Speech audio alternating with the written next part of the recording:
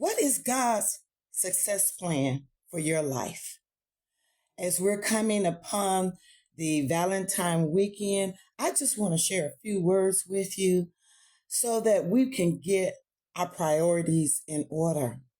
So God's success plan, let's start with the man. Put God first. Then put your wife, your children, your job, the church, your extended family, and lastly, friends and recreation.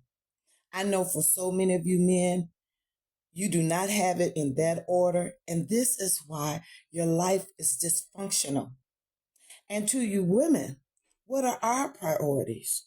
Again, at the top of the list, put God first. Then your husband, your children, your job or your career, church, ministry, extended family, and lastly, friends and recreation. For so many of us, our biggest mistakes is that we are not following God's success plan. We run into problems when our God-given priorities become out of sync.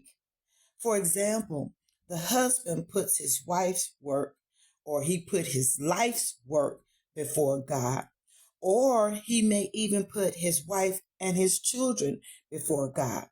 And for men that are single, many times you get out of sync because you put friends and recreations and hobbies as a first priority, and God is last on the list. And what about us women?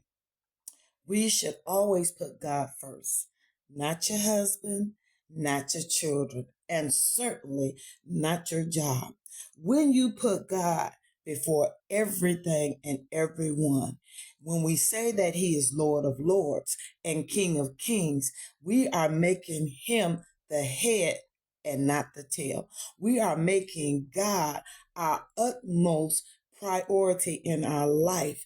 And therefore, we are acknowledging him as our sovereign Lord, creator, father, and all of the other things that you read about in the Bible, because now you have established him as the master, the creator, and he becomes the utmost priority above all, above your children, above your career, and especially above friends and relationships.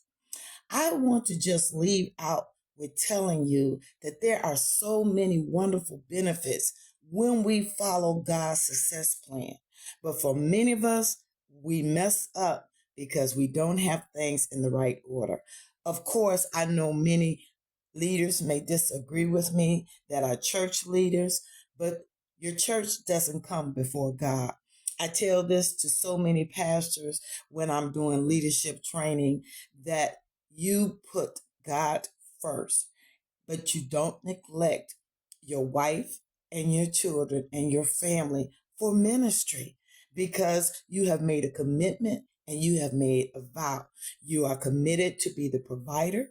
You are committed to be the protector of your wife and your children. And you can't do that if you're always doing church and ministry. That's not the same thing as putting God first. Putting God first is having that personal relationship with the Creator, taking time to pray, read your word so that you are purified in mind, body, and spirit, and that there's no clutter or there is no weights and burdens that interferes with your relationship with God. And it's the same for us women. So many times we mess up because we put people, our families, our children, and even spouses, relationships ahead of God. But Jesus said it like this: I must do the will of him that sent me while it is day, for night cometh and no man can work. Jesus always consulted with his Father in everything, before he did it, because he knew God's master plan. He knew that he was sent to this earth and what his purpose was.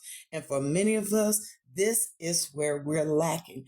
We don't know our purpose, but we need to learn and discern why we are on this earth and be able to fulfill our divine destiny. I wrote a book, Fulfilling Our Divine Destiny. It's a short, amen, book, but it has so much truth in it, because many people, you don't know the road you're on and the path that you need to take so that you can have good success in life. I hope this video message has helped you on today and that you will learn to operate in God's success plan. God bless you.